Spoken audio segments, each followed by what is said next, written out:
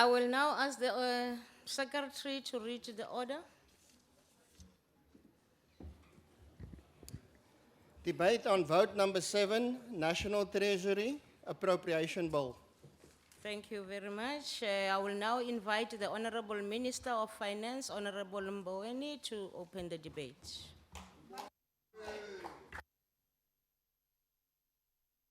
Let me just say, there's a clock there. Once that color is no more, know that your time has expired.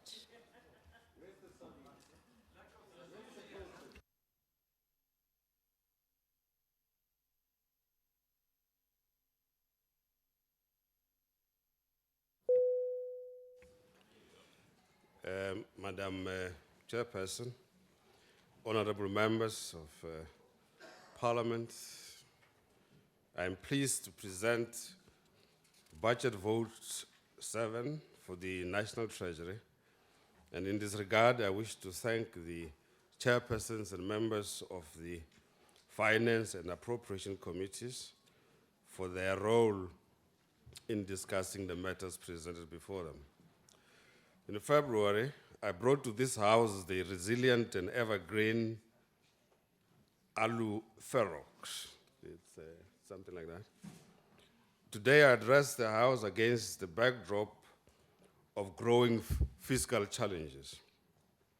I remain convinced that the Alu still encapsulates what we aspire to be as a national treasury and as a country, resilient and evergreen. The total allocation to this vote in this financial year is 30.8 billion rand. This allocation will allow the National Treasury to conduct research on the economy together with our partners and in and outside of government, and develop policies to maintain fiscal stability and promote economic growth. Together with the South African Reserve Bank, the National Treasury also ensures the stability of the banking sector and the overall financial system. It also coordinates intergovernmental fiscal relations, manages the budget process for government and the revenue estimates of the state, and enforces transparent and effective management of revenue, expenditure, assets, and liabilities. This allocation includes transfers to the South African Revenue Services, the Financial Intelligence Center, the State Security Agency, and our commitments to multilateral financial institutions. It will also include contributions to civil and military pensions. In the State of the Nation address, the President gave an honest, clear, and sobering outline of the current economic situation. He stated, and I quote, "Our economy is not growing, not enough jobs are being created," unquote. He therefore called on all of us as leaders in our various fields of human endeavor to focus on those actions that will have the greatest impact, and those actions that will catalyze faster movement forward. In the last few years, the South African economy has significantly underperformed. Growth has lagged behind global and other emerging market countries. Real GDP has grown slower than population growth for 5 consecutive years, and our current GDP performance on a per capita basis is the weakest since the 1960s. Although global conditions have at times been unfavorable, especially in respect of capital flows, domestic constraints have become the main cause of persistent underperformance. For example, the first quarter GDP contraction of 3.2% was fairly broad-based, indicating that the potential for long-run growth is dominated by downside risks that domestic structural factors abound. What are the reasons of this poor economic performance? As indicated, the National Treasury engages in extensive research and has identified 5 primary impediments to growth, not in any order of importance. inefficient and poor quality public service delivery, poor education outcomes, poor productivity, inequality, and unemployment.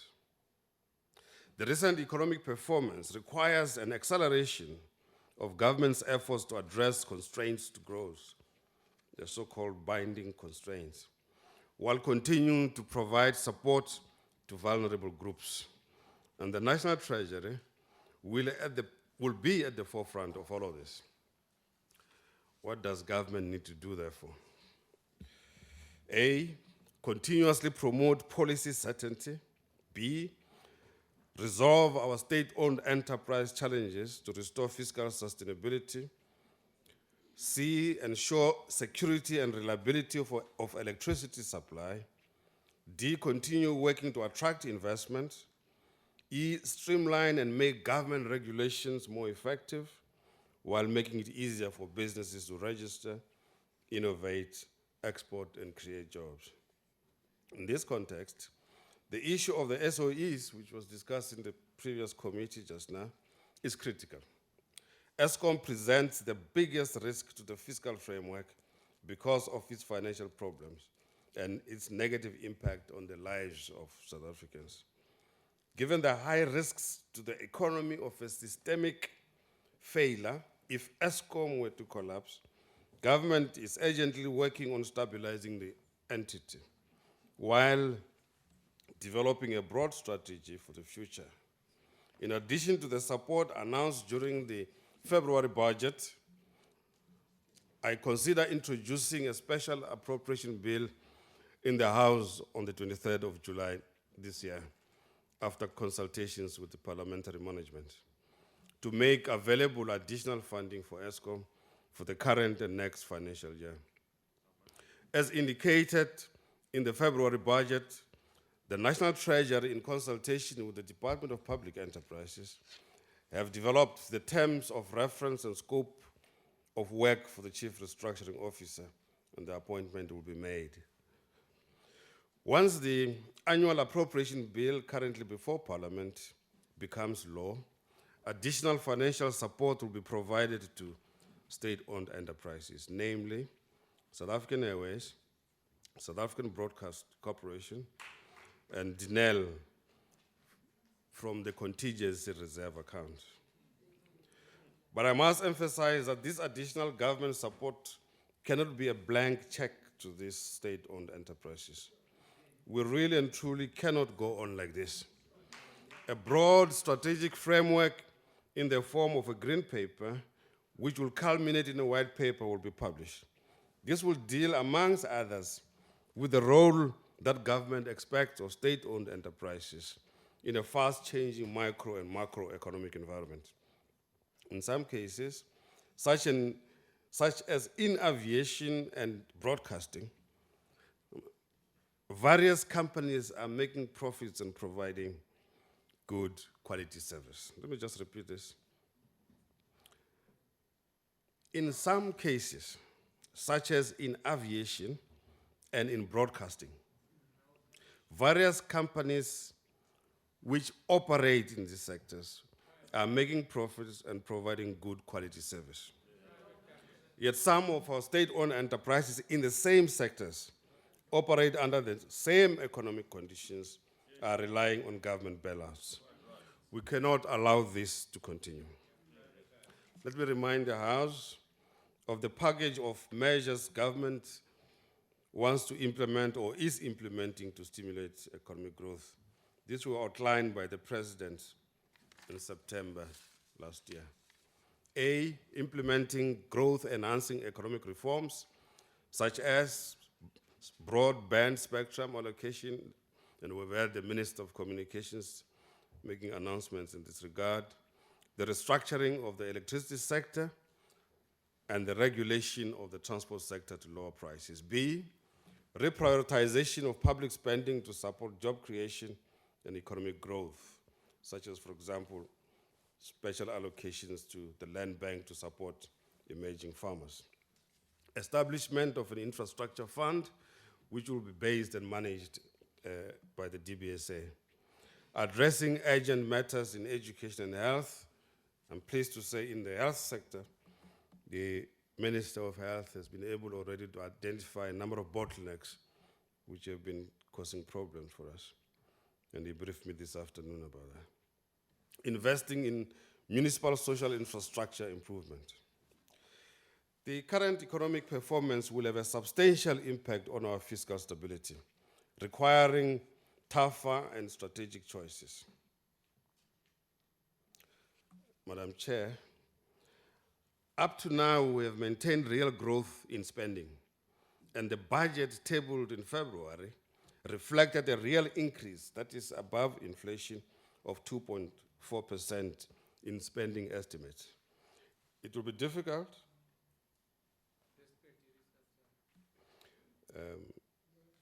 It will be difficult to sustain this momentum if we do not decisively address certain aspects of government spending, especially for underperforming programs.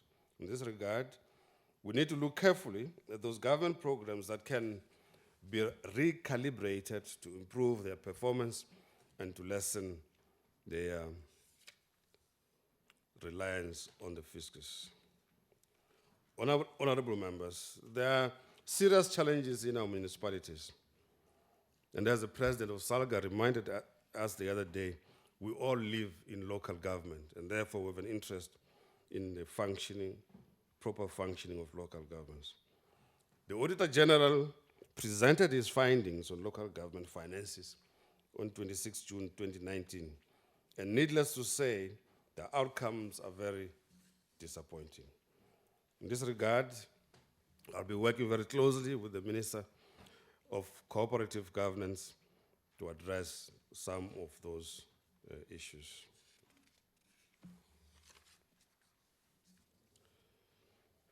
We are rebuilding our damaged institutions and restoring good governance, appointing strong leadership to various entities. In this regard, you are aware that based on the Nugent Commission of Inquiry, we have now appointed a new commissioner for SARS, Mr. Edward Kieswetter. And congratulations, sir. I think he might be somewhere in the house.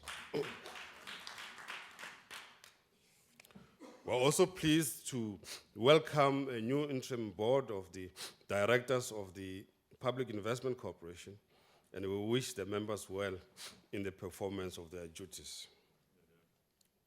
In the South African Reserve Bank, we welcome the reappointment of Governor number 10, Lesetja Kganyago, to a further 5 years in office, and the appointment of 2 new deputies Governor of the South African Reserve Bank.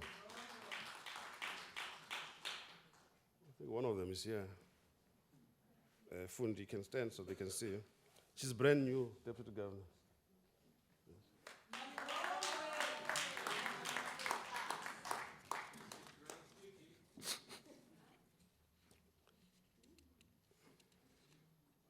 I conclude, Madam Chair, by thanking the committee once again for the work that they've done in looking at all the items that are in this budget. Thank you very much. Nakensa Tatan. We now call Honorable Maswangani, the chairperson of the committee.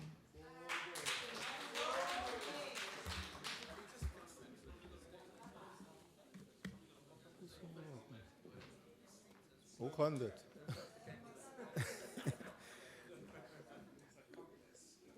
Nakhensa mtshama xitulu holobye wa swa timali tatana Tito Mboweni, museketeri wa holobye Dr. David Masondo, swirho swa huvo ya endla milawu ya Afrika-Dzonga, Director General na vatirhela mfumo hinkwavo hi ku ya hi swiyimo swa n'wina, Governor ya Reserve Bank, and congratulations for your reappointment.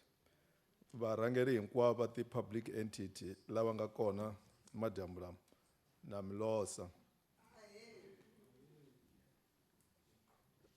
Namuntlha ni lava ku hoxa xandla eka njhekanjhekisano wa mpimanyeto wa ndzawulo ya timali ya lembe ximali ra magidimbirhi khume nkaye na magidimbirhi khume mbirhi. Ndi laha ku ta andlala xiviko xa komiti ya swa timali. Ndi ta sungula ndi vulavula hi leswi vandla leri fumako ra African National Congress ri nga fikelela swona eka 25 wa malembe lawa ya nga hundza. The democratic miracle that ushered in the new South Africa 25 years ago represented the aspirations of all our people, black and white, young and old, men and women, urban and rural, and was an inspiration to the world.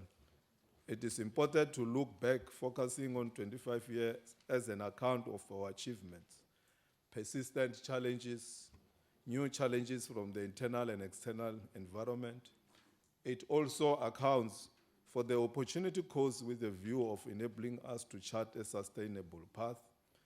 The review reminds us of the words of Martin Luther King Jr. when addressing at Stanford University on April 14, 1967. He said, I quote, "We are not where we want to be and not where we were going to be, but we are sure we are a long way away from where we were," close quote. The society we inherited was a deeply divided one, with the economy, education, health, infrastructure, and social welfare systems servicing a few. In fact, every aspect of human endeavor was built on a systematic structure of racial, gender, and class discrimination. From a budget perspective, we inherited a $25 billion debt from the apartheid government, which it had used to prop itself up in its dying days and to fund its security apparatus.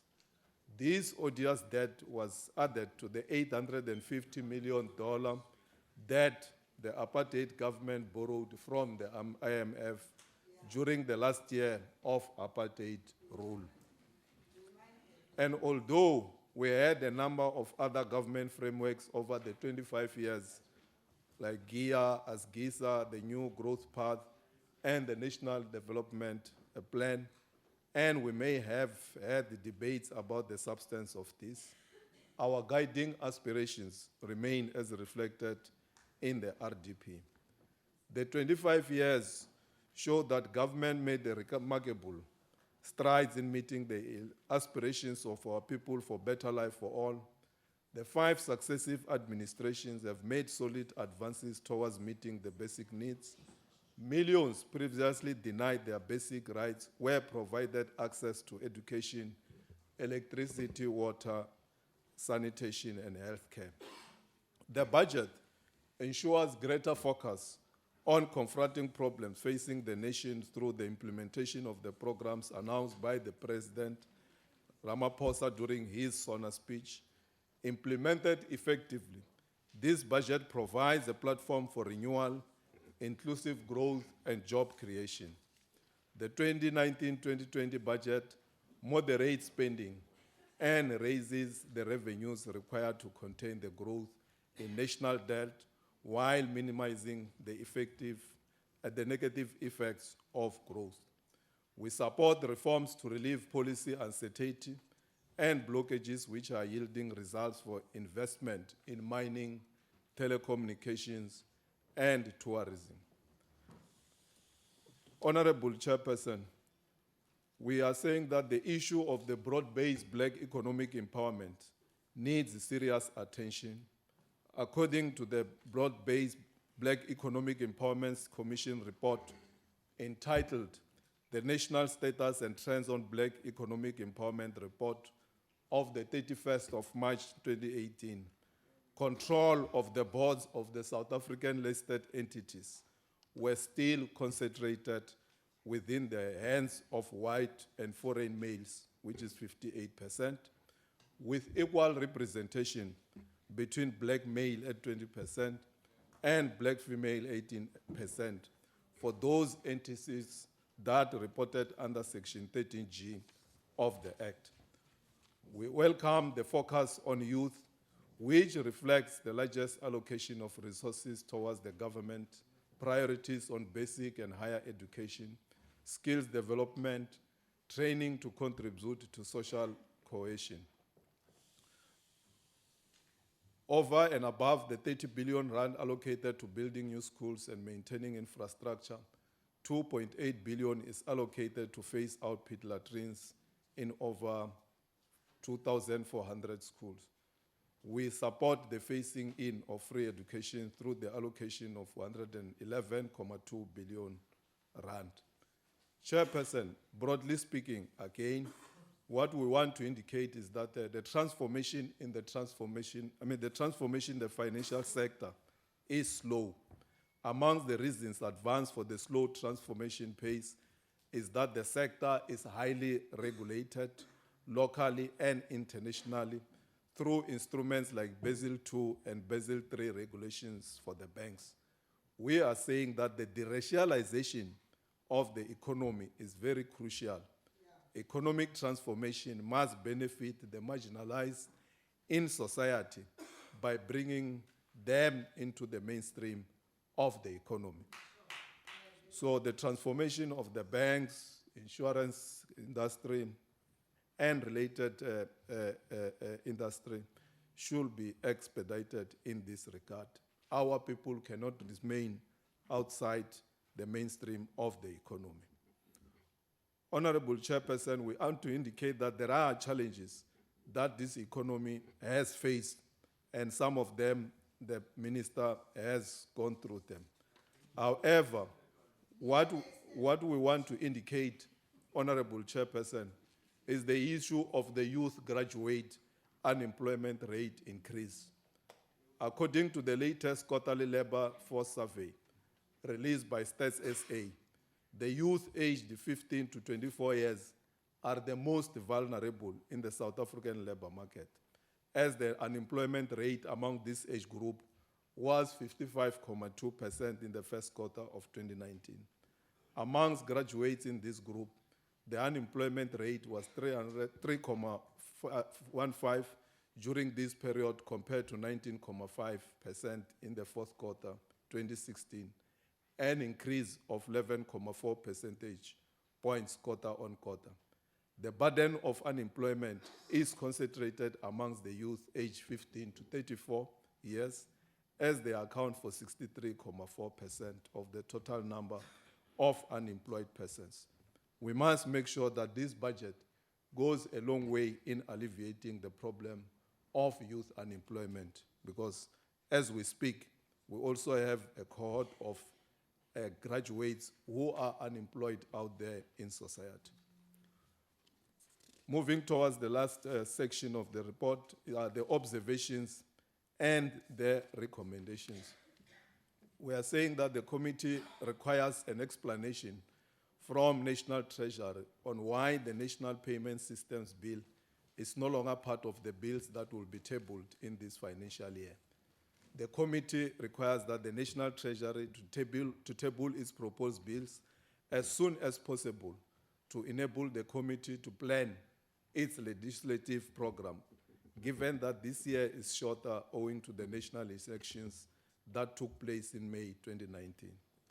The committee urges the National Treasury to expedite its work on revising the policy framework on modernization of approvals for expenditure deviations. The committee believes that the enactment of the long-awaited public procurement bill will go a long way in dealing with the issue of SCM deviations, eliminate the fragmentation of the country's procurement policy.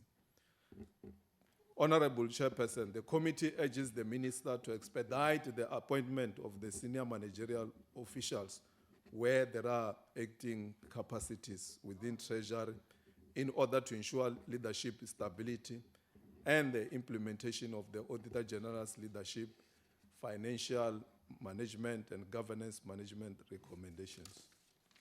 The committee is concerned about the financial state of SOEs. The minister has spoken to this. The committee also knows the reforms that have taken place since 2017 to turn the financial position and management of SOEs. However, many SOEs continue to pose a great risk to the fiscus.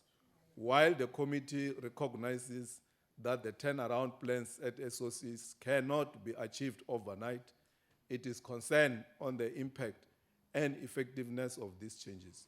The committee will request more information from National Treasury to justify requests for extra resources, bailouts and/or guarantees, and insist on conditions being attached to any approvals.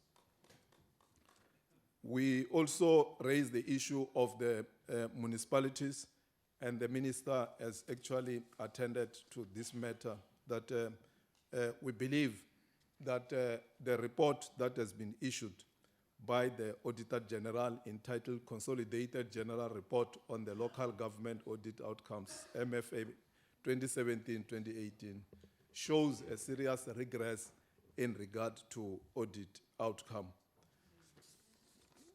In conclusion, Honorable Chairperson, una issue ya vendor pension fund yoba ka reporto ya public protector report number 18 of 2011-2012. Sa committee reko humbela muhulwane wa minister, bo ministara na department ya treasury uri va attende ka heli phungo la vendor pension fund uri haningei kala Limpopo, in particular kala Vembe, heli issue is serious ngamand. So richubuya rido umbela uri National Treasury report uri ukhoitwa mini nga heli phungo. Sustaining committee ya finance bo chairperson riko toda udzinginisa uri riko supporta report nda case. Against Chapsegi. We now call on the Honorable Hill Lewis from the DA.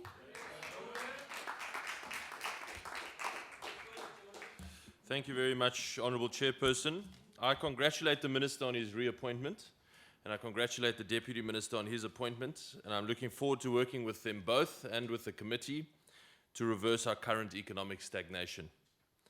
My impression of the Minister is that he is hardworking and honest, characteristics that will serve him well in the battles ahead. He also clearly cooks a lot better than I do.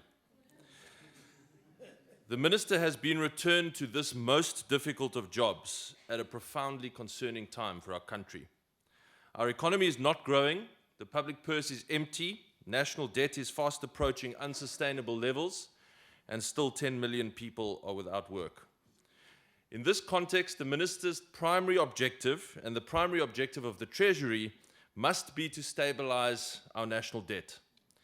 Debt is projected to rise sharply to 60.2% of GDP by 2023. And that's only if growth comes in at projection and no further spending is introduced. But the reality is that the economy will not grow at 1% this year. And the reality is that this budget is fast turning into a bailout budget, with record-breaking bailouts for Eskom, and as we've just heard from the Minister, more bailouts for Denel, SAA, and SABC on the cards. A bailout budget would smash through the Treasury's debt commitments. A bailout budget would hobble our country with higher than ever debt service costs, already projected at 277 billion rand a year by 2023. This would be a failure by the Minister and by the Department to manage our public debt prudently. Secondly, the Minister must at all costs ensure that we retain our investment-grade credit rating, which we are just barely holding on to, with one last agency, and restore our investment-grade rating with the others. Third, he must boost economic growth by driving real structural reforms aimed at building business confidence and driving private sector investment. Fourth, he must stabilize public expenditure by implementing a comprehensive spending review and halting any further increases not related to core service delivery. Fifth, he must continue, as he has done, to stand up for the independence and integrity of the South African Reserve Bank, the South African Revenue Service, the Public Investment Corporation, and the National Treasury itself. The assault on our parliamentary democracy that we saw in this chamber in the previous debate was exactly the same assault that those who perpetrated it wish to perpetrate against our independent institutions. And that must be resisted and fought against by the minister. In that regard, I want to congratulate Governor Kganyago on his reappointment, and to you, Madam Deputy Governor, congratulations on your appointment. And I wish you best for your tenure. Finally, the minister must show that he is serious about the reform of our state-owned entities. And I would have hoped that he would have been much firmer and stronger in this regard this evening than he has been. For the fact of the matter is, he could send a very powerful signal by placing South African Airways into business rescue immediately and preparing it for sale. These are the things the minister must do now, since the government has really run out of other options, and it is on these things that we will judge him in his coming mini-budget and in the main budget. Since this is my first Treasury debate, let me set out what my approach will be. The Finance Minister will have my support, so long as he acts in the best interest of building long-term prosperity through economic growth. When he acts in favor of growth and prosperity, we will back him, even when his own party does not. But if he dithers and delays in the urgent reforms we need, or if he gives any appeasement to the enemies of growth, then we will oppose him. We will also make real alternative proposals, both by amending the budget and by proposing new legislation. It is time for some new, innovative thinking on how to get our economy growing. I hope that he will take our proposals seriously and consider them meaningfully. All of our proposals are based on the core belief that careful stewardship of our public finances fosters economic growth, and that growth delivers real prosperity for all our citizens. We will table amendments to this appropriations bill to cut wasteful expenditure and to redirect it to increased police expenditure, to help build an honest professional police service, increased health expenditure to bring down infant mortality, improve cancer care, and forever prevent a repetition of life esidimeni, increased education expenditure to provide for new STEM schools, and an additional allocation to the Department of Labor and Employment to provide for the reskilling and training of workers who have lost their jobs. All of these amendments will be budget neutral, funded by cutting expenditure on wasteful programs, executive luxuries, and simply bad policies. We will also revive the private members' bill introduced by the DA in the 5th Parliament, called the Fiscal Responsibility Bill, which aims to introduce fiscal rules for the first time in South Africa to reduce the budget deficit and our national debt. And we will introduce a new private members' bill, along with my colleagues in the Department of Public Service and Administration, to ensure greater accountability and transparency in public service employment, senior appointments, and public wage agreements. We look forward to working with the Minister and to the Treasury on these alternative ideas that will bring prosperity to all South Africans. Thank you very much. Thank you. Thank you, Honorable Hill Lewis. Honorable Shibambo of the EFF will take the debate forward. Honorable speakers, please pardon us. Our technology is failing us. The clocks are off, but we have our clock here. So I'm sorry for that. They are no working problem. on it. There's no problem, House Chair. I'll finish. You will just let me talk when the perspective is clear. I will say I'm done. Then you will know the time has been dealt with. No, thank you very much, House Chair. And I want to start by saluting the commissars and fighters who earlier on took a courageous action against Mr. Rogue Unit. For taking that action, it's courageous. When we did that on the 5th Parliament, against Mr. Jacob Zuma, a lot of people reacted in the manner in which society is reacting now and say the EFF is reckless and so on and so forth. And Zuma is later on removed as a president because of the EFF, so single-handedly. And when we raised concerns against Nhlanhla, the same issues were raised there. We told him exactly in this room that he won't be a minister of finance for a very long time, and he fell on his own sword. So we want to tell Mr. Rogue Unit that he won't be a minister for a very long time, and at least this is on record. He will fall on his own sword very soon. Now, Minister, the previous financial statements of the National Treasury illustrates that there was irregular expenditure of about 758 million rands and wasteful expenditure of 67 million rand by National Treasury, which amongst its many responsibilities is to educate and guide municipalities and other government departments against irregular and wasteful expenditures. But National Treasury is involved in that as well. There's no believable mechanisms to arrest that thus far. And I don't know why the chairperson of the committee, when he was speaking about the mechanisms that they have to be dealt with, he never spoke about that. He also never spoke about the fact that we said in the committee that the process that was followed to appoint SARS commissioner must be reported to Parliament so that we can satisfy ourselves that it was a thorough process that we are dealing with in terms of all of those issues. Let's leave that, and that is obvious. We can't agree with the budget vote that doesn't have mechanisms. So now we're going to deal with irregular and wasteful expenditure. Let's deal like now much more substantially with some of the policy issues that we raised in SONA. One is the issue of establishment of a sovereign wealth fund. I see the Department of Trade and Industry, the minister is excited about it. It should not be established in Department of Trade and Industry. It must be under National Treasury, but it must be preceded, Chair, by a joint study tour of the committee and the National Treasury to Singapore and to Norway. When we're about to pass the legislation called the Twin Peaks legislation around the regulation and oversight of financial institutions, who undertook a joint study tour to different countries. We should do that, and then we come back with proper legislative framework on how a sovereign wealth fund should be established. Because although it's going to play microeconomic roles, there are macroeconomic consequences that will come with the sovereign wealth fund.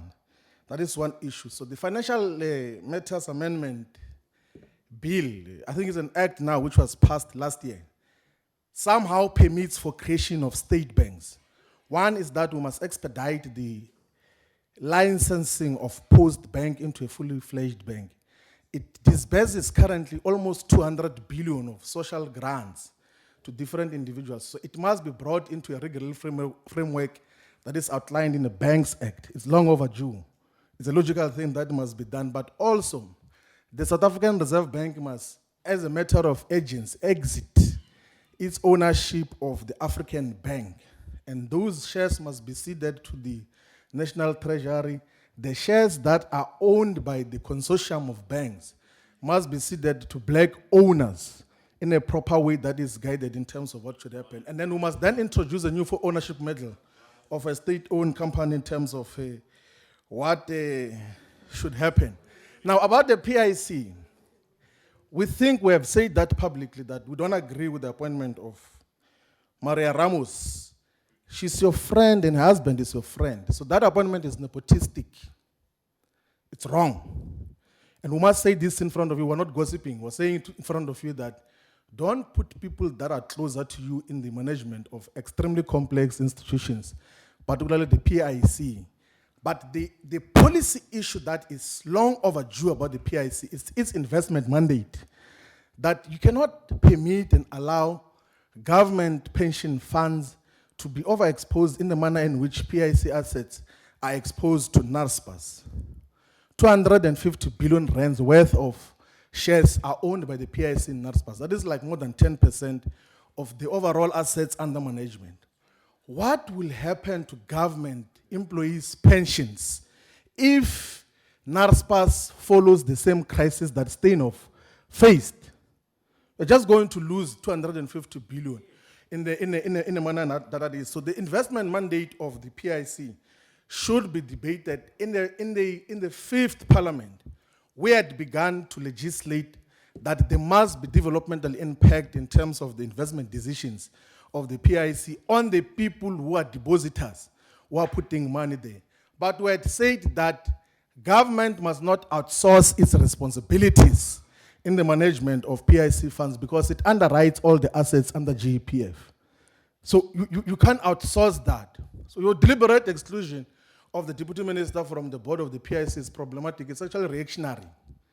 And I must say it here, it's not a gossip. It's one of the issues that were publicly communicated as the EFF. You have to rethink that. You still have time to deal with it much more differently in terms of all these issues.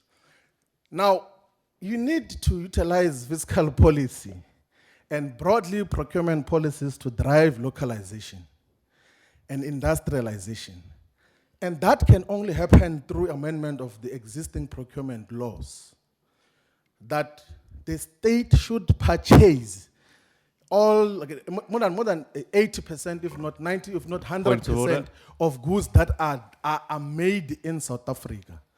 And then that would Honorable be an obligatory Shivambu. law in terms of what should happen. We are going to table the Honorable law Shivambu. that will discontinue private ownership of the South African Reserve Point of Bank. order, Chair. Honorable Don't understand Shivambu, your the time excitement has around now that in terms of all expired. these issues. But we don't agree with the budget because you are Thank not you ready very to manage the much. finances. You are not ready to deal with the wasteful and irregular expenditures that incurred in the previous Thank you financial very year. much. I said I must finish first and then we'll conclude from Thank that you very perspective. No, much. thank you very much. Thank Sure. you.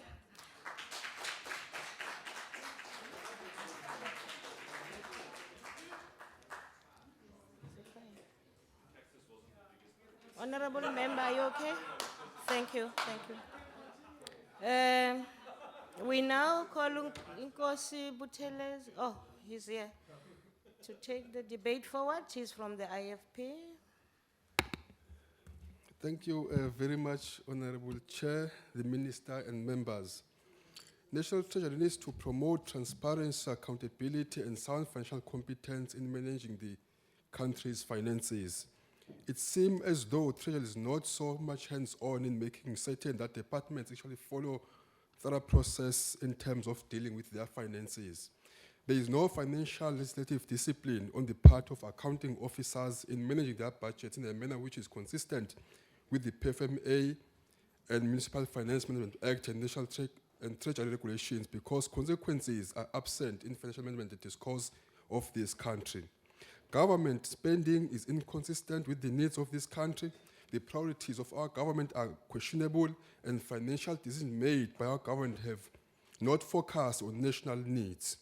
The state-owned entities, Honorable Chairperson, encounter similar challenges where National Treasury keeps allocating funds to them, yet they are an utter mess.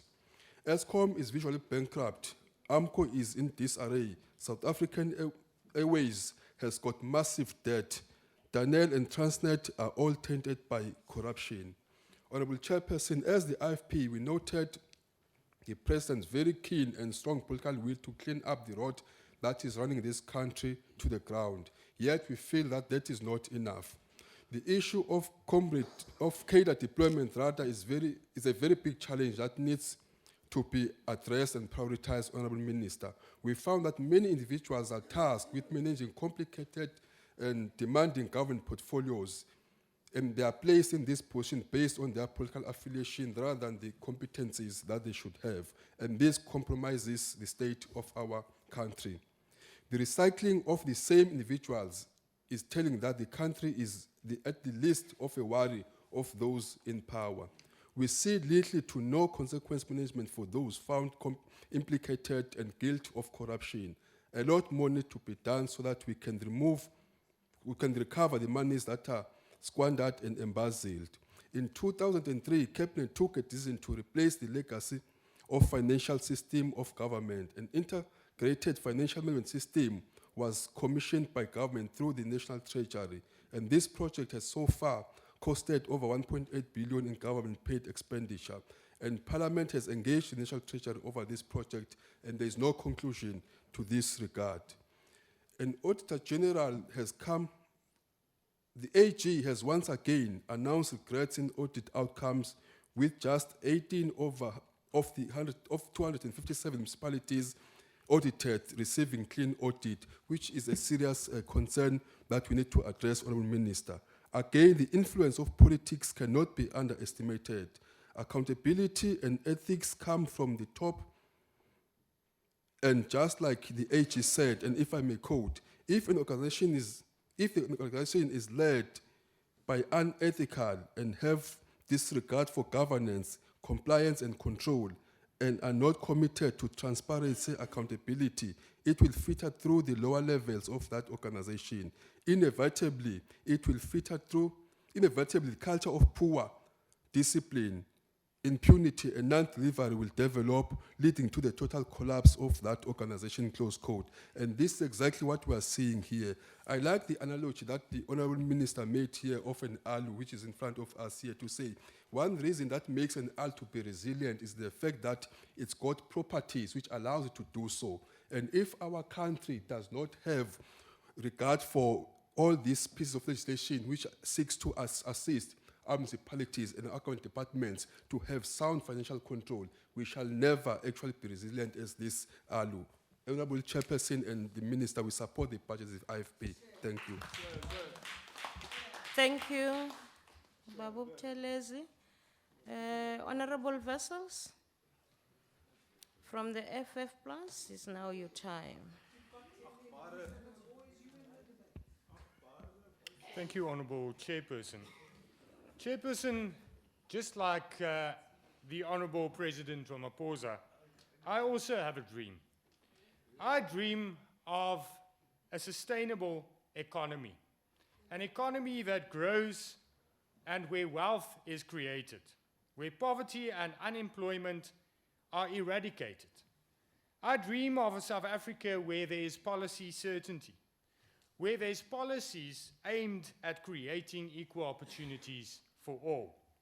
I dream of a South Africa where policies are aimed at creating a conducive environment for the private sector to create employment, grow the economy, and contribute to the fiscus. I dream of a country without black holes for tax money such as our state-owned entities. I dream of a country where state-owned entities such as South African Airways and Eskom are privatized. Chairperson, I dream of a South Africa where municipalities, towns and cities function, where there's financial management, where there's funded budgets, and where services are delivered to the people of South Africa. I dream of a South Africa that is not a welfare state where people are kept dependent on social grants, unsustainably so for political gains. I dream of a South Africa where there's a fiscal commission which functions independently, like the Reserve Bank, and determines the VAT rate dependent on state expenditure, so doing curbing state expenditure. I dream of a parliament that is not only a rubber stamp, but actually scrutinizes budgets, where there's not these mini plenaries, but actual budget debates, where we actually take a budget and scrutinize it, and where the ruling party does not then say, yes, there's very good contributions, but unfortunately we can't amend a budget. I dream of a parliament where a budget can be amended, where the ruling party realizes that it can be amended. I dream of a South Africa where the programs of National Treasury is aimed at supporting municipalities and provinces, but that they actually bear fruit and then become obsolete.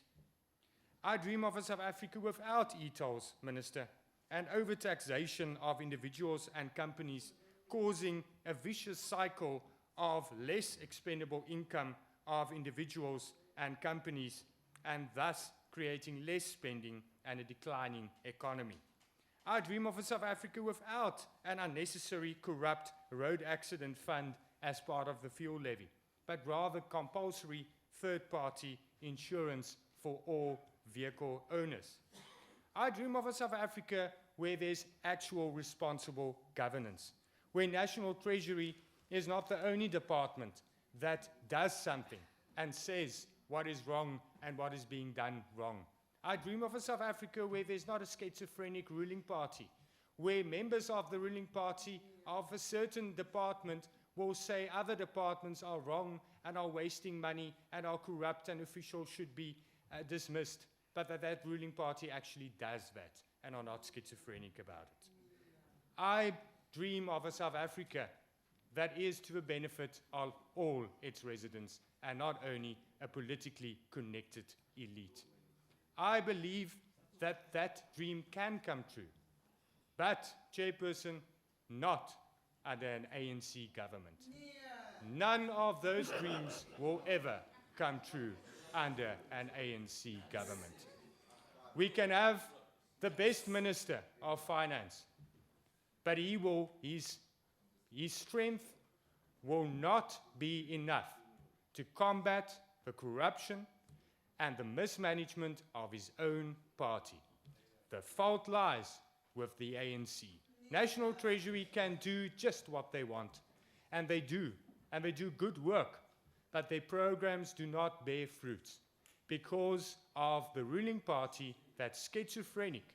In municipalities, they waste the money, they approve unfunded budgets, and then this Treasury must appoint technical advisors to our municipalities. Why is that necessary? Why is it necessary to appoint technical advisors if the best people are appointed by ANC councils? I thank you. Our dream can come true, and our dream can come true, but without an ANC government, I thank you. Now we invite the Honorable Deputy Minister of Finance, Mchabisegi Masonto.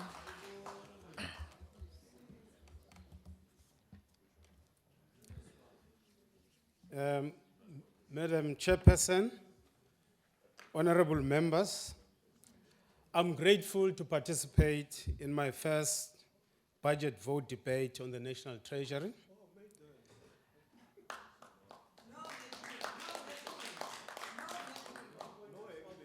Although we face many challenges, but if we take a step back and reflect on what we've achieved in the 25 years of democracy, we have much to be proud of. As we proudly celebrate our milestones, our country has, in the recent past, gone through a difficult period.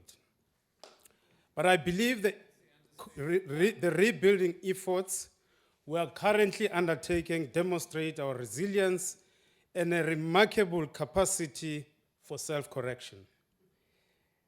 In my brief remarks, I'll focus on two issues. Firstly, restoring our fiscal strength.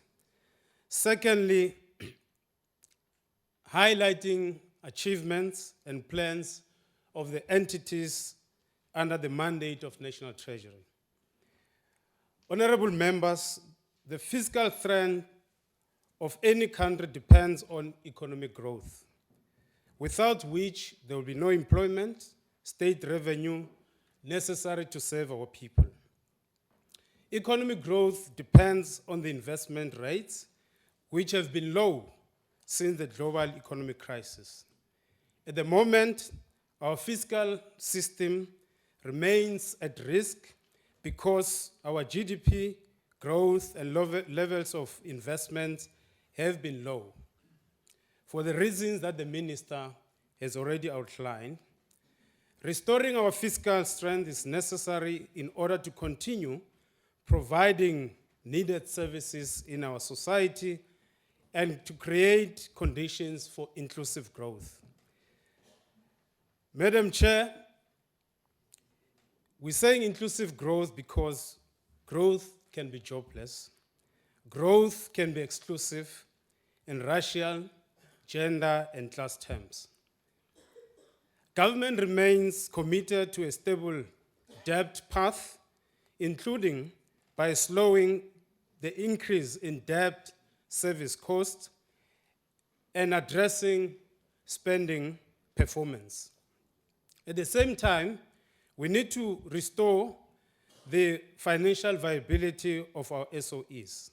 As the minister said, additional financial injections to stabilize SOEs cannot be unconditional.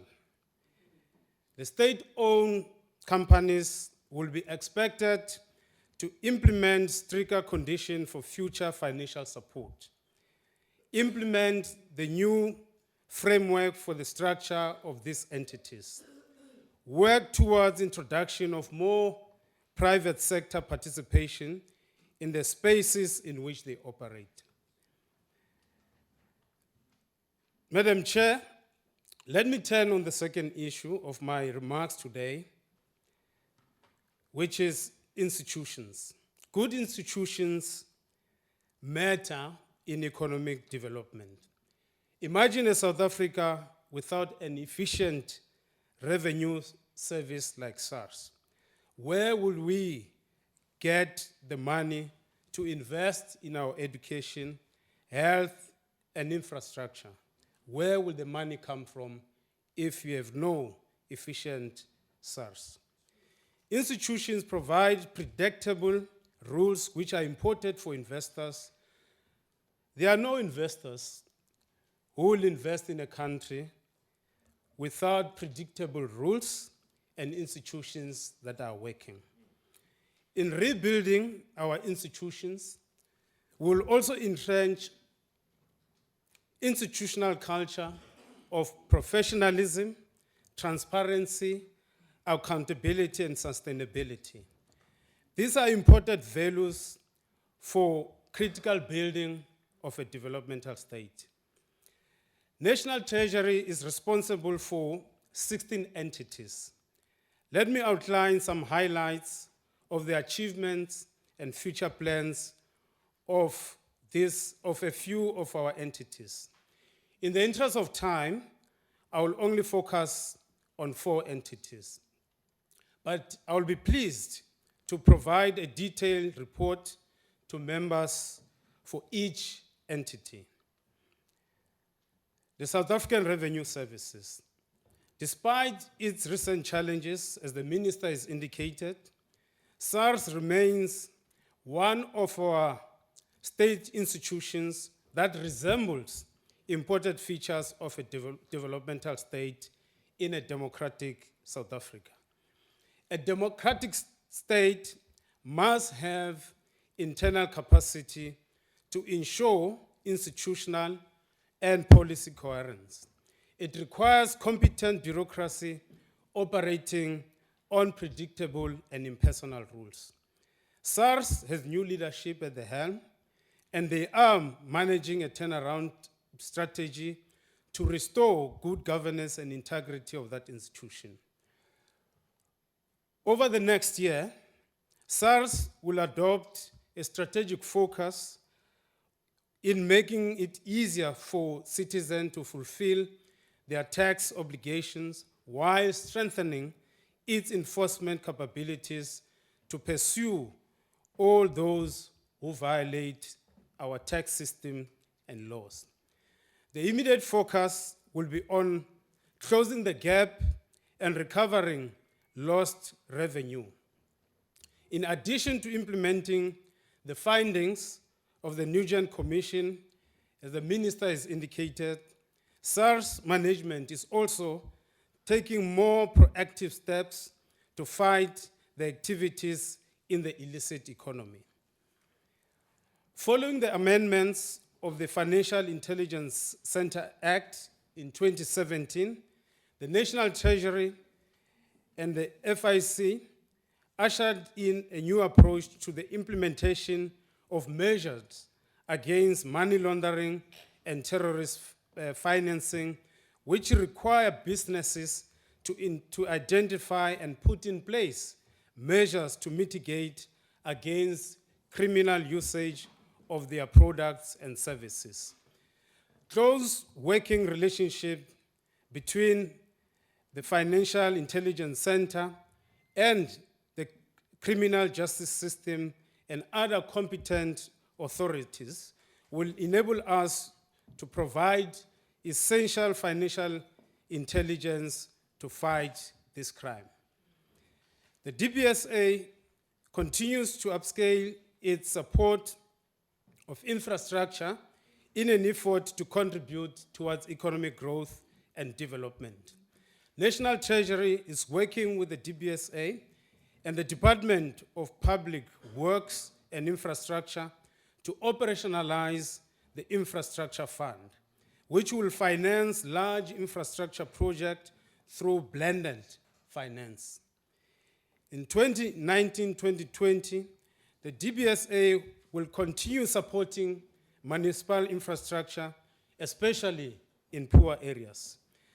The bank will also support projects being undertaken by SOEs and public-private partnership. The Public Investment Corporation manages the assets of the Government Employees Pension Fund, the Social Security Fund, and other small funds. The PIC will continue to fulfill its mandate as outlined in the law and according to its performance plan. PIC manages over 2 trillion worth of assets in a well-diversified portfolio of investment. The corporation will invest 9 billion towards development property investment, including new developments, refurbishments, and upgrades, and rural development investments. Finally, the lifespan of the Commission of Inquiry into the allegations of wrongdoing regarding the PIC, which was appointed by President Cyril Ramaphosa in October 2018, has been extended from its original termination date of April 2019, and a final report is now expected on the 31st of July 2019. Let me join the Minister and other honorable members in congratulating the newly appointed interim PIC board and the appointment of the new deputy governors, as well as the reappointment of Governor Lisicha Kganyago. In conclusion, Madam Chair, we must indeed restore the integrity of our democratic institutions. Central to this is a government that is capable of meeting its obligations to the citizens of our country. Therefore, we must restore fiscal strength and debt sustainability for the sake of both our current obligations and intergenerational fairness. I thank you. Go. We now invite Honorable Swart from the ACDP to take the debate forward. Thank you, House Chair, and thank you, honourable members. May I firstly also congratulate the Governor of the Reserve Bank for his reappointment and the appointment of the Deputy Governors. And I would also like to congratulate the Minister on his reappointment as well. We also look forward to working together with him. I mentioned earlier to him that I was looking forward to him quoting some scripture this time because he quoted it in the previous Parliament. So we look forward to that as well in your next address, or maybe in the response. I remember you referring in the beginning of the year to certain scriptures and my retort to that, and so we look forward to that as well. Malabongwe Gamalen Kosi. Well, House Chair, the country is undoubtedly facing a number of crises, and while we in the ACDP are eternally optimistic, we are facing crises of politics, economics, and confidence, which is hampering our potential for economic growth. And this, together with load shedding, many which say it was caused by Eskom, resulted in a 3.2% contraction in economic growth in the first quarter of this year. Now, it is evident that policy uncertainty and political factionalism will continue to undermine growth and that any real reform measures or attempts at renewal will proceed haltingly and be met with fierce resistance, as we saw how Minister Pravin Gordhan has been targeted and the disgraceful conduct we saw earlier in this House. And members, I think it's disgraceful for the Honourable Shabamba to come and justify that conduct here. And we look forward to a parliamentary inquiry into that regard. This the country can ill afford, as many, many people watch what happened, and we as leaders in this parliament need to set the example. The GDP contraction, Honourable Minister, will, as we all know, result in revenue estimates falling far short of the targets, which will in turn result in debt projections being out of sync and escalating. We've already seen the revenue shortfall from the previous year was more than 42 billion, which is way above projections, and that places severe challenges and severe pressures on debt consolidation path that we are supposed to be following. And so it is concerning when we seem to see more bailouts. We do understand the need for them, but it is a matter of great concern. When one then looks at the issue of SARS, and I was very interested when the Commissioner Kiswetter, and congratulations to him as well on his appointment, presented to the committee, when we saw the hollowing out of SARS, and we commend him and the measures that he's taken to re-establish the integrity of SARS, we welcome the establishment of the large business units and other compliance units that have been set up. But, Chair, it is very important that, as the Commissioner indicated, surely it is not just sufficient to re-establish. When you look at the hurt of the personnel and the damage to the integrity of the unit, further steps must be taken, and so we look forward to the steps being taken in that regard. The earlier debate, we discussed the whole issue of SOCs, and they remain a deep concern to us. And as I see my time is very limited, I would just like to emphasize this one aspect that I referred to in the earlier debate, and that is, Minister, if we are able to give additional funding to the Asset Forfeiture Unit and the Special Investigating Unit, they have the ability to collect billions.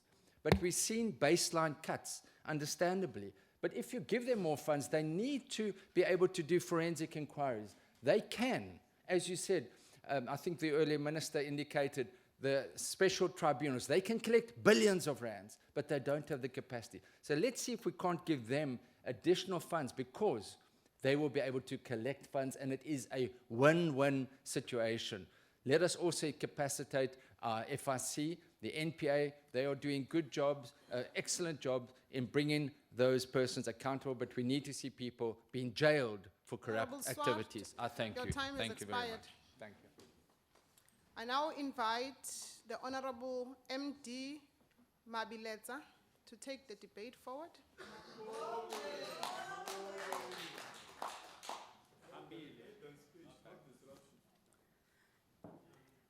Honourable House Chair, Honourable Minister, Honourable Deputy Minister, and all South Africans.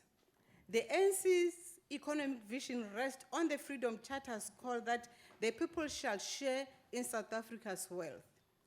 Through economic transformation, we intend to build an equitable society in which there is decent work for all. In the face of such challenging economic conditions, the ANC welcomes the very adroit budget presented by the Minister of Finance in February 2019, which carefully, sensitively balances the need to stimulate economic growth, reduce wasteful expenditure, contain debt, increase revenues, and protect the poor. Implemented effectively, this budget will stimulate job creation, reduce inequalities, advance radical socio-economic transformation.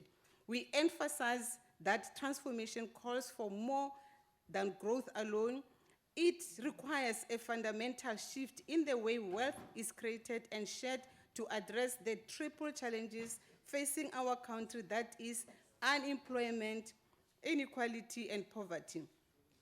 The budget carries forward and provides details of President Cyril Ramaphosa's 2018 State of the Nation address messages of unity, renewal, and hope. In an effort to revive the South African economy, government is maintaining the main budget expenditure ceiling, retaining national departments' compensation ceiling, and avoiding any increase in major tax instruments over the MTEF. To ensure that the expenditure ceiling remains intact, reprioritization of 32.4 billion shifts funding from non-performing areas to fund the upgrading of informal settlement and President's Economic Stimulus and Recovery Plan. According to the National Development Plan, NDP, by 2030, we seek to eliminate poverty and reduce inequality. We seek a country wherein all citizens have the capabilities to grasp the ever-broadening opportunities available. Our plan is to change the life chances of millions of our people, especially the youth, life chances to remain stewarded by our apartheid history. Despite new spending pressures and reduction, the budget remains strongly redistributive. We know that about 68% of consolidated expenditure goes towards social commitments, including education, health, social grants, and basic services. These services and transfer provided by all spheres of government will enable South Africans to access opportunities and live with dignity. The ANC government aims to realize the full potential of South Africa's economy and people, and to mobilize the resources of the state, business enterprises, and the wider community in a partnership of trust and mutual respect. This is also emphasized through the mission of the National Treasury to support economic growth and development, good governance, social progress, and rising living standards through the accountable, economical, efficient, equitable, and sustainable management of public finances, maintain of macroeconomic and financial sector stability, and effective financial regulation of the economy. The budget also provides for the National Health Insurance, NHI, which remains a priority of government. The NHI will enable South Africans to receive free services at the point of care in public and private quality accredited health facilities. By applying the principle of social solidarity and cross-subsidization, the NHI will reduce inequality in access to health care. Government social protection system has assisted greatly in reducing poverty and inequality by issuing social grants to and providing social welfare services for vulnerable groups. It is expected that by 2021-22, the old age grant will reach 4 million beneficiaries, which child support grants will reach an estimated 13.1 million beneficiaries over the same period. In this current economic climate, it is noted that some families survive through the pension payouts and grants. But the 53rd ANC Mangaung Conference resolved to taking economic transformation to new heights by fast-tracking the development of entrepreneurs, small and medium entities, including large-scale infrastructure development, and enhancing the capacity of the state to intervene in key sectors of the economy in pursuit to inclusive economic growth and development, employment creation, and broad-based empowerment. For renewal to have a far-reaching transformative impact, ANC has to propel the process of eradicating unemployment, poverty, and inequalities in our society by dealing with structural manifestation of colonialization of a special type. It must further ensure the mainstreaming of women in an economy across all sectors as a deliberate commitment to increase their access to finance, employment, and asset. President Ramaphosa, during 2018 SONA, also announced a plan regarding budget reprioritization and more effective spending. During the MTBPS in October 2018, spending was projected to be 5.9 trillion over the medium term. Spending was expected to grow faster than inflation. In line with President Ramaphosa's proposed reprioritization, there was changes to grant structures and in-year allocation amounting to more than 50 billion. On this amount, reprioritization of 15.9 billion goes towards infrastructure programs supporting industrialization and the expanded public works program.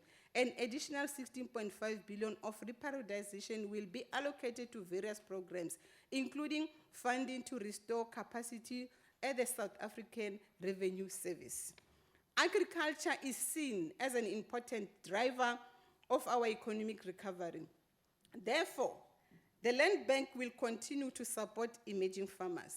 The ANC commends efforts by the National Treasury of supporting the Land Bank through reprioritization to conclude transition worth 16.2 billion over the next 3 to 5 years from 2019. That will create jobs in agriculture. A significant portion of the funding is aimed towards export-oriented crops that are highly labor-intensive. Since 2011, municipalities have completed over 270 projects to the value of 3.7 billion, funded through the Neighborhood Development Partnership Grant. This has attracted over 8.7 billion of private investment in the township. In Tembisa, in Ekurhuleni, public invested to the value of 125 million of roads and transport infrastructure has enabled access to social and economic facilities. The investment will attract an estimated 3.5 billion of additional public and private investment in commercial, retail, residential development. In Sunduzi municipalities, over 77 million in public investment in the Edendale Urban Hub has already attracted private and public sector investment in excess of 1 billion. The ANC notes and welcomes the fact that National Treasury plans to continue to roll in this out in other parts Honorable of the Member, country. your time has expired.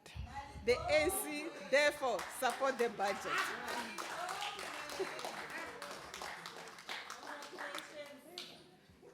I now invite the Honorable Sheikh Imam. Honorable members, before you begin, Honorable Sheikh, honorable members, may I remind you that according to the set of rules which you have agreed to abide by, members are not allowed to take pictures and selfies or in the chamber. Thank you, Honorable Chair, Minister, Deputy Minister, colleagues, members in the gallery. Allow me to welcome the report of National Treasury. National Freedom Party will support this budget. It's the right thing to do if you want to take the country forward. Now, National Treasury is the custodian of our finances and has a very important role to ensure it maintains the highest level of accountability and good governance principles.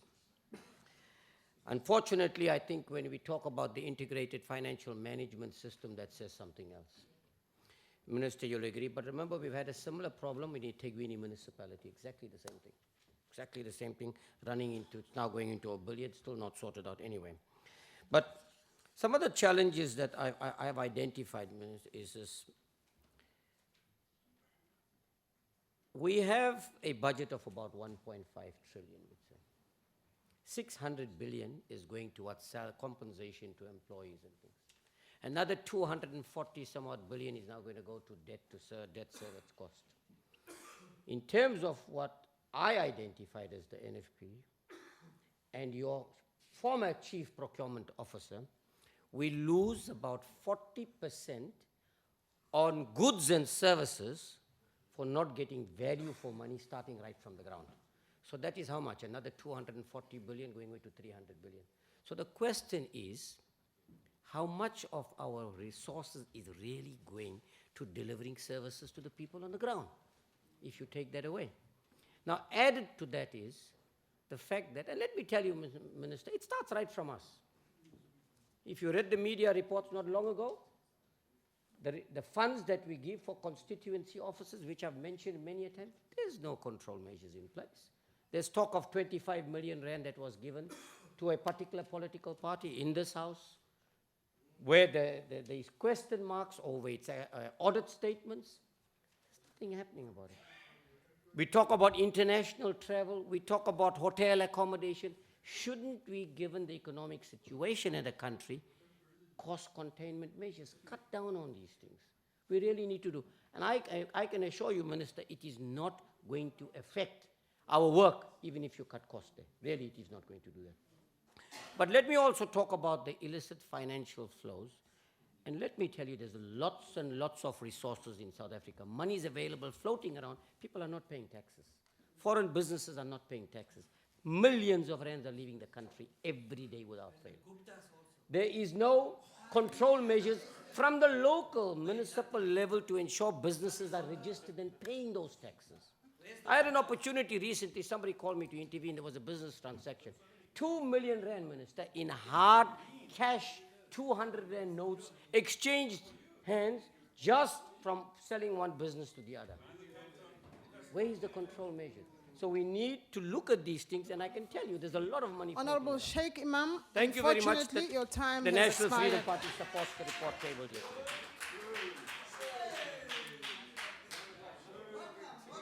Order, honorable members. I now invite the Honorable D.T. George.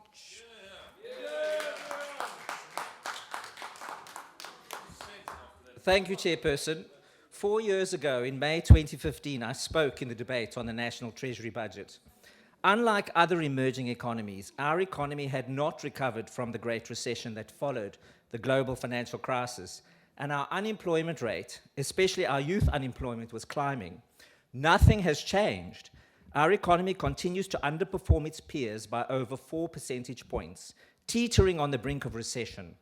Our debt has spiraled and unemployment levels present a significant risk to our social stability. This bailout budget, aimed primarily at keeping the broken state-owned enterprises afloat, does nothing for economic development and nothing for millions of our people who remain unemployed and in poverty. We needed a bold budget with significant cuts to government expenditure and coherent policy interventions aimed at revving up our economic growth. Instead, we got more of the same. A so-called developmental state remains our president's dream. He dreams of a functional state, intervening in our economy, achieving bullet trains and building a new city on a hill. Economic policy remains incoherent, and hundreds of billions will be thrown into the bottomless pit of broken state-owned enterprises while our economic growth continues to slide. The Western Cape economy, however, continues to power ahead with strong investor confidence and the lowest unemployment rate in the country. We have seen what a functional government with coherent economic policies can do. Sadly, we have neither. 4 years ago, Tom Moyane, handpicked by the ANC government to serve as SARS commissioner, had already started destroying SARS. His brief was clearly to bring SARS to the heel of his political masters, evading their tax and raiding the people's money with refunds that they didn't earn. We don't know how much was stolen, likely billions, but we do know that it can be accurately calculated and the perpetrators prosecuted if there was political will. Once the envy of other tax jurisdictions, SARS's domestic and international reputation lies in tatters. This immeasurable damage cannot be calculated and directly impacts on our economic prospects. To ensure the utter destruction of any capability of SARS to hold the politically connected corrupt to account, a narrative on a so-called rogue unit was fabricated. SARS always had and should have capacity to investigate and hold to account tax evaders who enrich themselves at the expense of the most vulnerable members of our society. At the time, Tom Moyane claimed that hundreds of millions were spent on the so-called rogue unit and that the funds were never accounted for. We still do not have a clear explanation of what SARS' capacity to address organized tax evasion is and how it is funded. The ANC government behaves as if it has collective amnesia.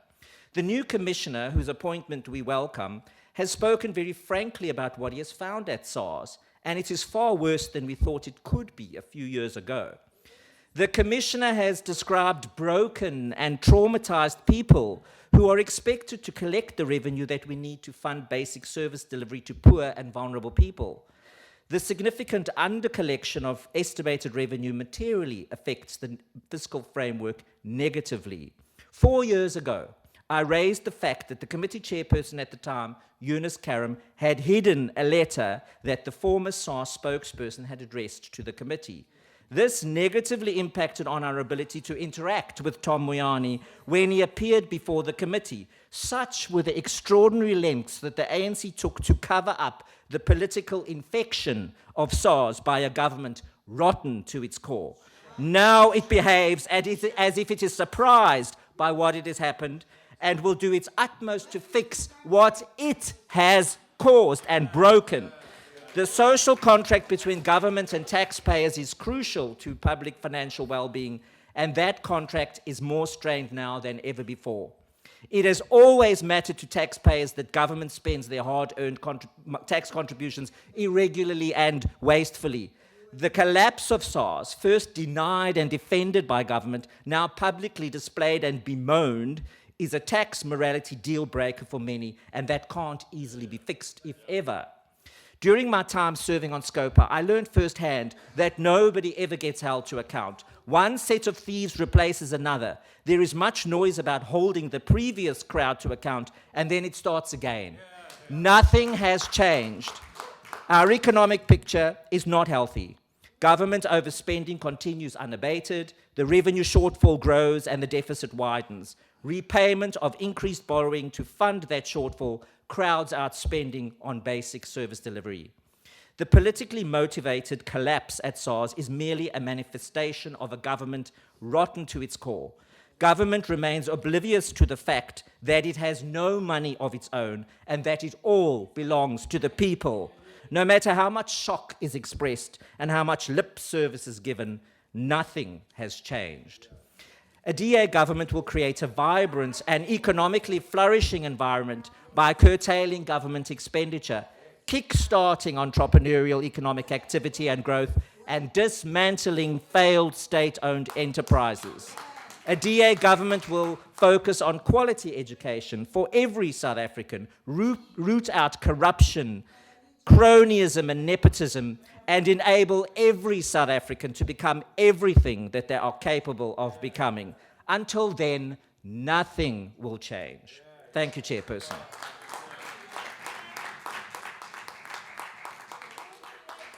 Thank you. I now invite the Honorable G.J. Skosana to take the debate forward.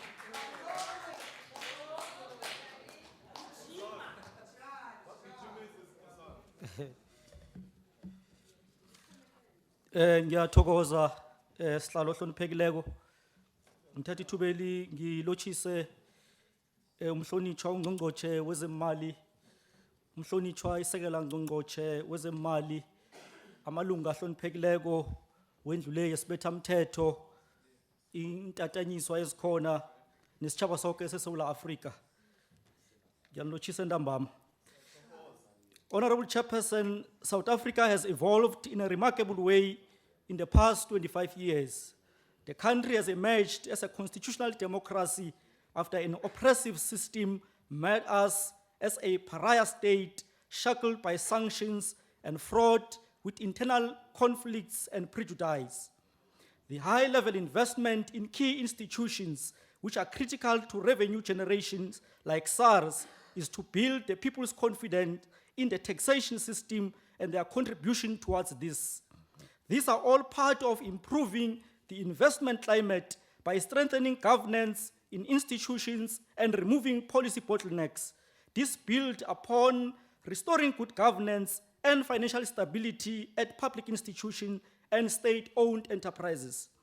His Excellency President Matamela Ramaphosa, when opening the 2018 Investment Summit, said, and I quote, "We have replaced the leadership in several state-owned enterprises, ensuring that we have people with experience, integrity, and the relevant skills who are now leading the development and implementation of sustainable business model." Close quote. Honorable members, Tax revenues are critical to the functioning of any democracy. Lower tax collections have serious consequences and can impact to everyone, whether it be through lower expenditures on education or health, or through increases in tax rates to make up for shortfalls. The ability of a government to borrow at reasonable interest rates is also dependent on its ability to collect taxes. Tax is woven into the fabric of civil society. At essence, the implicit social compact between the state and those who use a country's resources as residents or as traders provides the moral and legal justification for paying and enforcing payment of taxes. The elements that make up this social compact between the state and the people of South Africa changed dramatically in 1994. SARS, as a semi-autonomous organ of state, was created in the early years of the birth of democracy in this country and has matured over the last 20 plus years to become a tax and customs authority that is lauded for its professionalism and efficiency. Fellow citizens, the economic context within which we operate in South Africa is heavily influenced by global developments. The economy is not growing as expected and therefore affect the capacity of government to address the various challenges, chief among them being job creation, especially for the youth. Government has announced a number of interventions to stimulate the economy and to cushion the poor from some of the negative impact, some as the increased cost of living. Actions are also underway to address governance issues across government departments, agencies, and state-owned enterprises. All these efforts are aimed at ensuring that South Africa is viewed as an attractive and competitive market for trade and investment, which will in turn translate to enhanced returns for South African companies in the local and global markets. This will have a direct impact on enhancing economic growth and improving prospects for millions of South Africans who yearn for a better future for themselves and for their children. Tax revenue collection depend on improved tax compliance and strong economic growth. As a state, our focus is very much on fiscal consolidation. We note that Cabinet has constantly reiterated that we cannot spend the money we do not have, and we cannot borrow beyond our ability to repay. Until we can ignite growth and generate more revenue, we have to be tough on ourselves. This underlines the vital importance of SARS meeting its revenue collection target. Honorable Chair, the cooperation between financial institutions, public, law enforcement agencies, and other government agencies is critical in dealing with illicit financial flows. The Financial Intelligence Center, which is housed in the National Treasury, is a significant tool for monitoring the financial sector, but it's only limited to monitoring the formal financial sector. The financial sector has a high level of compliance with the Financial Intelligence Center Act. The Act and recent amendments give the Reserve Bank significant powers to monitor transactions and require banks to report suspicious transactions. The legislative framework also creates room for greater cooperation among the three institutions, which is the South African Revenue Service, the South African Reserve Bank, and the Financial Intelligence Center, in order to connect the dots and pick up patterns regarding money laundering, tax evasion, or fraud.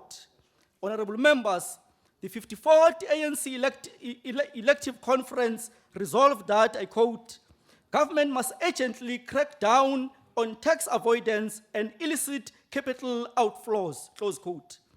The ANC's vision for South Africa is that of a society based on democratic values and social justice and human rights, and a democratic and open society. Transparency and certainty are characteristics of a good tax system.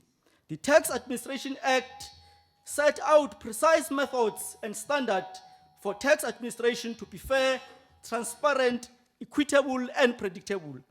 The budget has assured us of greater prospect for investment and focus in inclusive growth and investment in social infrastructure and in particular in local government infrastructure.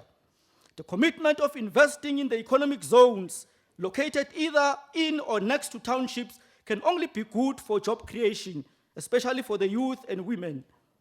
We are confident that the budget will assist to position South Africa well with the investment and rating agencies. We are hopeful that the budget has clarified and instilled some sense of confidence to the investors and rating agencies in our country. Cheers.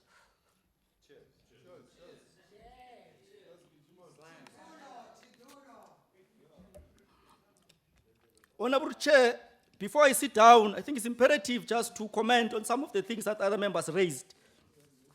I heard the Honorable Lewis, I think, welcome, his comment. Yeah, Honorable Hill Lewis.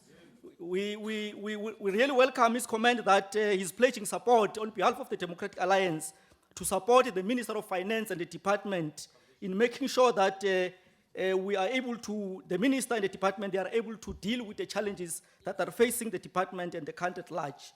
However, he also sounded negative by saying that the economy is not going to grow by 1% this year. So we need not to be that negative. I think, Honorable Hill Lewis, you said it in your own words that the minister is a hard worker.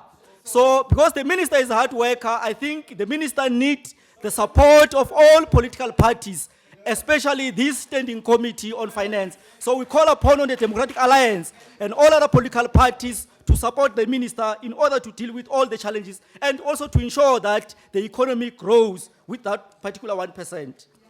Well, I was very disappointed with the Honorable Shibambu when he came here because I expected that he was going to apologize on behalf of what happened during the debate of the public enterprise. I thought what happened, it happened because Honorable Shibambu and Honorable Malema as leaders of the EFF were not here. But I'm very much disappointed that he's condoning that and he described it as a courageous act. Well, members, it's surprising because when Honorable Minister Kodan was a member of the Portfolio Committee of Public Enterprise, he was the darling of the EFF. They used to describe him as one of the few ANC members who are revolutionary and who are fighting corruption and state capture. But immediately, Honorable Kodan was appointed as a minister. He became overnight, he became an enemy to the EFF. So we don't know what is it that they were expecting from the appointment of Mr. Kodan because continuously they are attacking him. So it's very much unfortunate, Honorable Chairperson. Honorable Chair, I think the EFF need to have a post-grant. Honorable Skosana, a moment. order. I note you, Honorable Shibambu. Point of order. You know, in terms of the parliamentary rules, we must stick to what we're debating. First is debating the budget. This is not a budget, it's a budget vote. It's different from the budget of this Honorable Shibambu, that's I not think a we must point of expedite the order, induction it's a so that we point can of educate you debate. properly Honorable about Shibambu, these things. So that this is what, not, that what you're saying Honorable is out of Shibambu, context and this is not don't a point expose of the order, stupidity it's a here. point of debate. A budget vote is part of the budget, Honorable Shibambu. It's part of the budget. Now, Honorable Chair, I think the EFF must go to a post-parent and decide and rethink what do they want to do in this particular parliament. Because you can't oppose everything. A good political party, it's a political party that will oppose when it is necessary. But it will also give credit where credit is due. But now the EFF is opposing everything. So you need to go to a post-parent and rethink and decide what is it exactly that you want to do in this particular parliament. The Honorable George is raising the issue of the rock unit and all these other particular issues. I think we know, the findings by the public protector.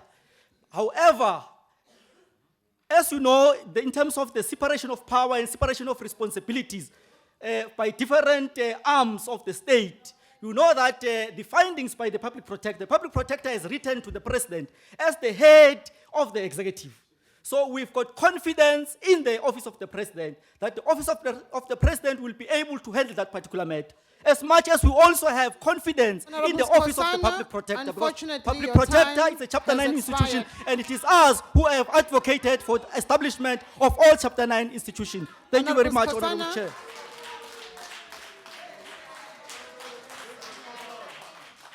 Thank you. On order, honorable members.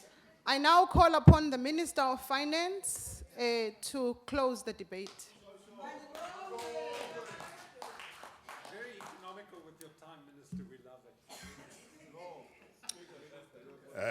it. Madam Chair, thank you very much indeed for the opportunity to come back to the podium.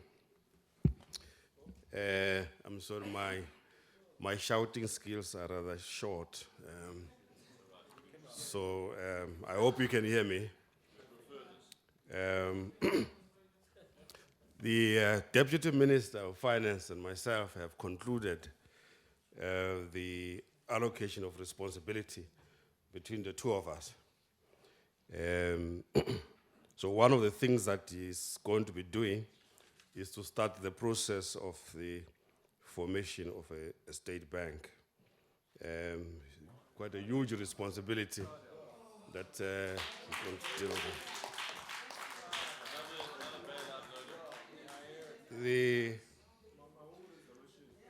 It's a matter of responding to a cry amongst our people. And that cry fundamentally has to do with the discriminatory nature of the established banking institutions. So there has to be a response. So it's a big task that he has there. Secondly, let me deal with the matter of the illicit economy in particular, illicit financial flows and the illicit tobacco market. This is a matter that we're dealing with. SARS, Financial Intelligence Center, and they should be able to come to some conclusion. But this is a permanent warfare. It's not going to end easily. The SARS already is really on its way to recouping a significant amount of revenue from the danger that was posed by the illicit tobacco market, and we're making great progress there. You know, these fellows had become so brave that some of their factories were identifiable. Marlboro or Framp, just openly producing cigarettes illegally, but that is being taken care of. Let me deal with the issue of, and the illicit financial flows as well, have a lot to do with the need to find cooperation from some of the tax havens, such as the Isle of Man, because that's where most of these activities run through. In my previous function in the private sector as chairman of one of the companies, I felt that I was not receiving sufficient information about the operations of our office at the Isle of Man. So I eventually got into the plane and went there. As I was arriving at the airport, I was met by some advertisements of South African banks at the Isle of Man. So we're dealing with that. On municipalities, and if the truth be told, the management systems in the municipalities, the caliber and technical capacity of some of the municipalities is very poor. That's the reality of the situation. In some instances, if you ask somebody who's in the municipality, where is the water treatment plant? How is the sewerage system working? Basic things like that. I have been charged by my municipality huge amounts of electricity for electricity I have not used because I have a solar system. But I get charged for electricity, which is quite funny.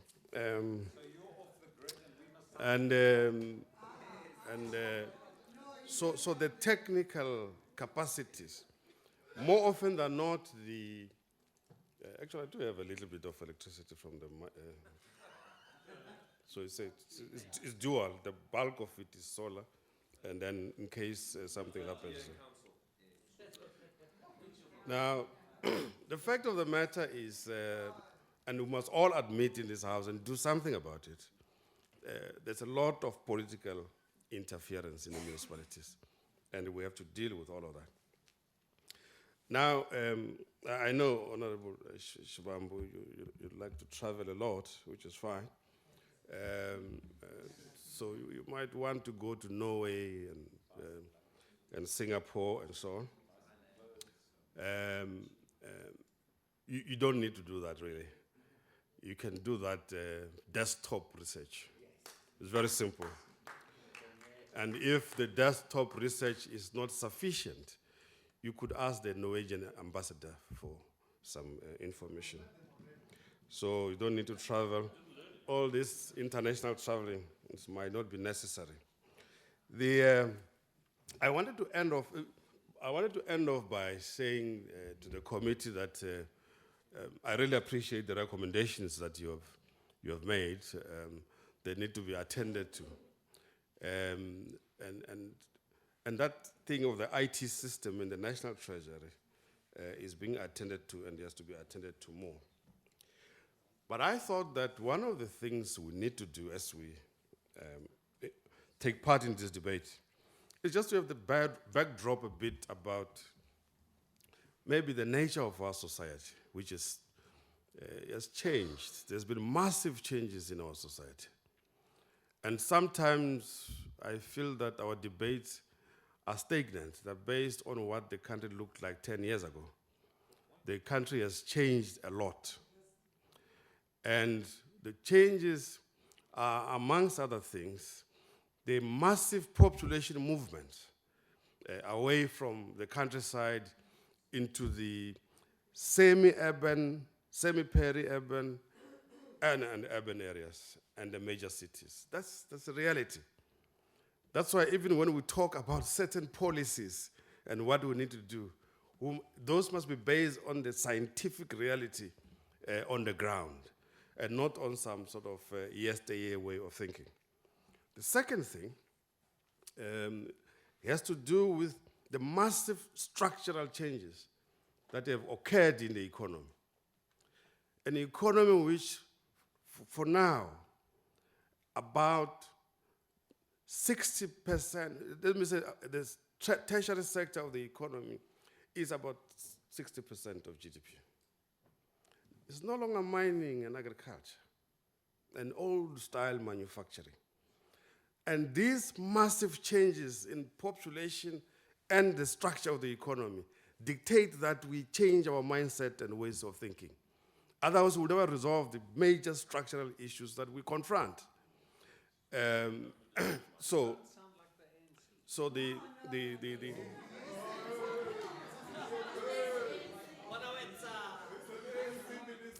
Order, honorable members. Okay, have you finished fighting now? Okay, thanks. When you're finished fighting, I can proceed. So these massive changes and these requirements of the tertiary sector of the economy are not quite in sync with the education outcomes that we get. The consequence of which will be this increase in unemployment. And we have to attend to the relationship between the changed structural mix of the economy and the skill sets that we need. I thought that as we debate all of these things, that background was very important. But Madam Chairperson, I would like to thank the members for their most invaluable contributions, and I thank you very much indeed.